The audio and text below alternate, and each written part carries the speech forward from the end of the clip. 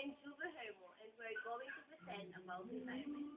The Republic Act number, retirement benefits, and retirement program. But first, let me discuss what is retirement. Retirement occurs when employees, after having satisfied certain conditions under existing laws and the provision of collective bargaining, agreements are taken from employment with entitlement to retirement benefits given either lump amount or in the form of a monthly pension for life or both lump sum amount and monthly pension.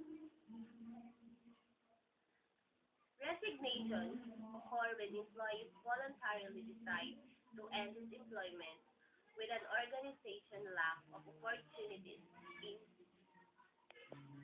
the present company, unsatisfactory working conditions, poor health, migration of employees, and personal reasons are community causes of resignation.